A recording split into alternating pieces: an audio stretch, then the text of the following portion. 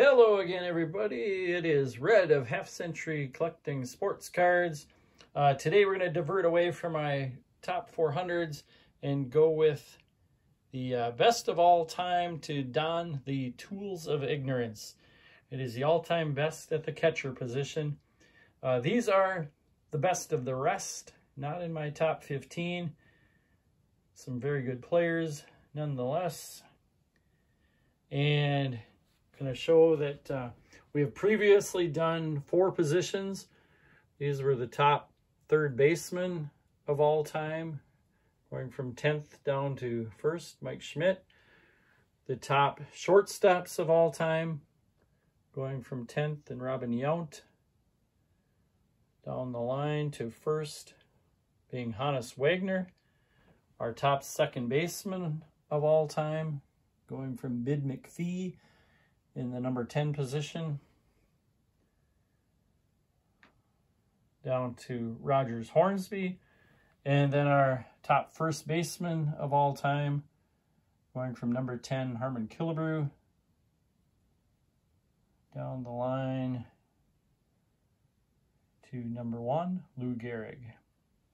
So we are going to go with number 15 here at catcher. And that is Mickey Cochrane. Not going to talk a whole lot about 15 through 11. Number 14 is Ted Simmons, one of my favorites to watch as a kid. Another one that I watched as a kid but didn't really like his team was Thurman Munson, a great player. Unfortunately, career ran a little short. Number 12, we have got Bill Dickey of the New York Yankees. And number 11, the catcher with the most all-time home runs. It is Mike Piazza. So we'll talk a little bit more about our top 10. And at number 10, we have got a Negro Leaguer that played in the 20s, 30s, and 40s, and that was Biz Mackey. He was a great tutor of Roy Campanella. They kind of equated him, a lot of people, to Mickey Cochrane, same kind of level of catcher, but said overall a few more people that played with both of them who thought Biz Mackey was a little better. So he gets my number 10 spot. Next, we've got a local favorite of mine, and that is Joe Mauer, Minnesota Twin.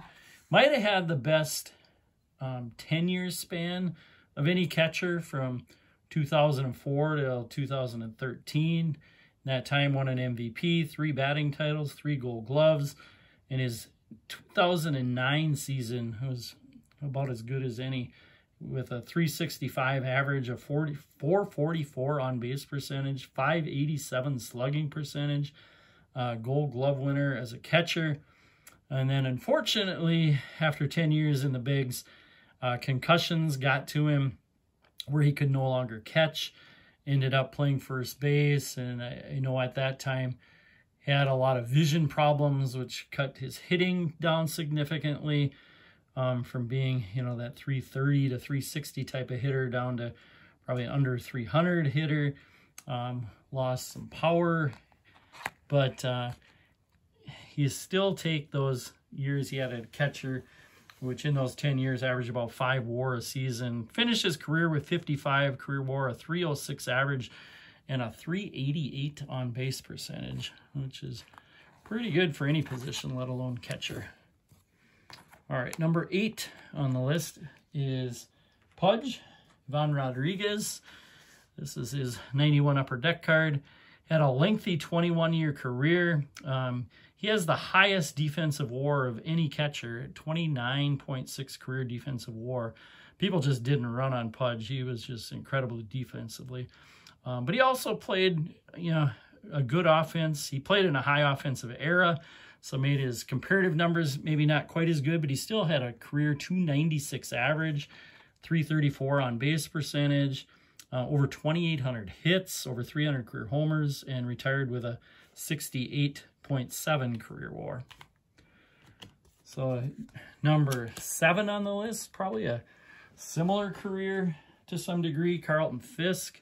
This is his 73 Topps. Now, he did have a 72 Topps card, but I like the, you know, this where you get to be the solo guy with that All-Star Rookie trophy in the corner. What I'll always remember Carlton Fisk for is that home run Game 6 that was 75 World Series when he hit that ball down the foul line. He's trying to wave it fair, wave it fair, wave it fair over the green monster, hits the foul pole, ends up being a walk-off. So they come back for Game 7, which unfortunately they lost to the Reds, but just a famous home run that I actually got to watch live on TV as a kid at the time. Now, he's a catcher that seemed to just play forever. He played until he was 45 years old. He's only behind Ivan Rodriguez for games played as a catcher. He had 11 All-Star seasons, 376 career homers, 341 on base percentage, even stole 128 bases in his career, and he was a good defensive catcher as well. So finished with 68.5 career WAR. Carlton Fisk. All right, next we've got the best 19th century catcher, at least in my opinion. And this is his 1888 Allen and Ginter card. He was a real good defender as well, who was also an over 300 hitter in his career. Played mainly, or most of his good years anyway, for the New York Gothams. Love the name of that team. Back in the 1880s. Home runs were tough in that day with, you know, dead balls, parks with crazy dimensions, but he still hit 71 career homers, had 178 career triples. They said his arm was so good that when people tried to steal, it looked like he just handed the ball to the second baseman. Now, he had 48 career WAR, but WAR probably is a little harder to go by because they didn't play as many games. He's kind of like a lot of those Negro Leaguers that the number of games played makes the WAR numbers a little more difficult to compare. But Buck Ewing, Allen, and Ginter, like that card. All right, number 5. All-time best catcher, Gary Carter. This is his 76 Topps. It's another guy who had a multiplayer rookie card the year before, 75, but liked the one with the All-Star Rookie better. He ended up with the second or third highest, depending on which WAR you go by. Career WAR was 70.2. His first 11 years were with the Expos, and then he had 4 more All-Star seasons with the Mets after that. Overall, he won 3 Gold Gloves and was in 11 All-Star games.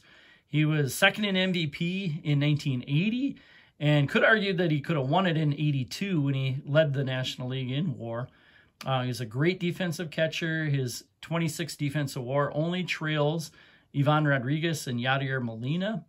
And then to go with that defense, he also hit 334 homers and 264 average and a 335 on base percentage. Gary Carter, a little bit of an underrated catcher, probably because of where he played. All right, we're down to number 4 all time. And this is a 1952 Topps high number card, so a little harder to get, of Roy Campanella. Now, Campanella is one of those few stars that split their careers almost half and half between the Negro National Leagues and then the actual National League. His early career was with the Baltimore Elite Giants. Actually started as a 15-year-old there. Only played a few games as a 15 and a 16 and a 17-year-old. And then by the age 18, he was kind of a part-time regular. That was 1940. And in the 1940s, and like a lot of his contemporaries, he ended up going to the Mexican League, as they were treated a little bit better there, paid a little bit better there. And like Jackie Robinson, in 1946, he signed with the Dodgers to play in their minor league system. He ended up even managing a game that year, 1946, as his manager was Walt Alston, was playing in whichever minor league team it was in the Dodgers system, and got kicked out of a game. And so Campanella, as a black player, was actually managing a mostly white team before Jackie Robinson even played with the Dodgers. Now, he was called up to the Dodgers in 1948 at age 26, spent 10 seasons there before that car crash in January of '58 that left him paralyzed. But in those 10 years with the Dodgers, 3 MVPs, 5 pennants, and 8 All-Star appearances. So, great career, great player, Roy Campanella. Number 3 all-time. And I've got another 52 card to show for my number 3 guy, and that is Lorenzo Pietrabera, who ended up getting shortened to Lawrence Peter, or also more famously known as Yogi. He was a World War II fighter before his Yankee call-up in 1946. And then he ended up 15 All-Star seasons. Also, just like Campanella, 3 MVP seasons. It was 51, 54, and 55. And he, unbelievably, got MVP votes in 15 straight seasons. Only one guy has gotten more than that. And that was somebody who had 19 straight MVP season votes, and that was Hank Aaron.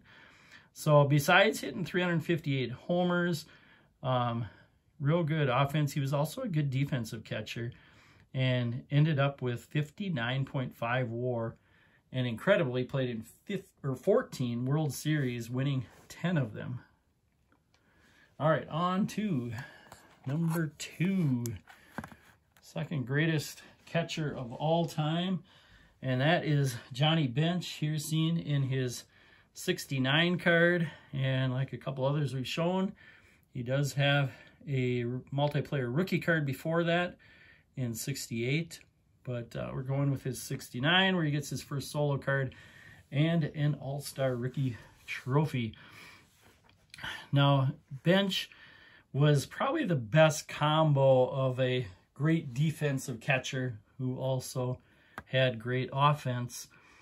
He does have the highest career WAR of any catcher, 75.1. He won 2 MVPs. They were in 1970 and 72. And each of those years he had 40-plus homers, led the league in ribbies, and in his career ended up with 389 homers and the third most career homers as a catcher, 356.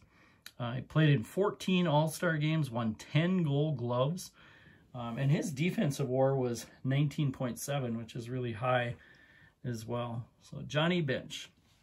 And then the only catcher that I would say greater in his career than Johnny Bench is Josh Gibson.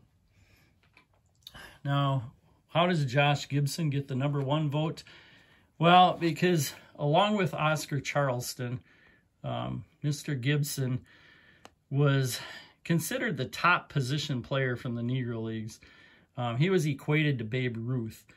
And, you know, you think of the generation after, you got Willie Mays, Hank Aaron, who would have been in the same boat as Gibson, you know, if they would have had things still segregated. So as good as Johnny Bench was, which was really, really good, he wasn't equated to Babe Ruth or Hank Aaron or Willie Mays. So that's why I've got to get the #1 nod here to Mr. Josh Gibson. Now, he started in the Negro Leagues in 1930 and played 14 years in that league. And just if going by Negro National League stats, so not all the barnstorming and everything, he led the league in home runs 11 times, so 11 of his 14 years in the league. And that's including getting diagnosed in 1943 with a brain tumor. He was only 31 years old at the time. And from then on, played with constant headaches, ended up with psychological changes, actually ended up with a lot of psychological problems, led to drinking, and then eventually at age just 35 in 1946 led to a tumor-related stroke, which he died from. So died very young. Now, in his playing days, he only has 1 card, and it's a 31 postcard, which there only are 1 or 2 that exist. So his, you know, card that's kind of his main card that everybody kind of goes by, it's a 50-51 Toleteros, a Cuban card that there just aren't that many that exist. This is the card that recently sold in a Love of the Game auction and went for $86,000. Click on that. Was the highest selling card, along with another Eagle League card, Pete Hill. It went for the same price. And this was just last month, so this was just last March that this card sold. And previous to that, I had seen one in 2021. It was an SGC 3 that went for, PSA 3, I think, that went for $42,000. So it's one of those cards that there's a good chance I'll never own unless I get lucky enough to find one of these Grail finds or something. But those, that's probably unlikely. Unless, yeah, I guess in a little bit I can start collecting 401k money, and I don't think my wife would go for that, but, well, no, I'll probably never own one. Anyway, Josh Gibson, #1 all-time catcher. And here is a look, come down, at the top 15 catchers of all time in my book. Thanks for watching. We'll probably end up getting back to my top 400 card series the next time. Another last look at the all-time best from the infield positions. See you later.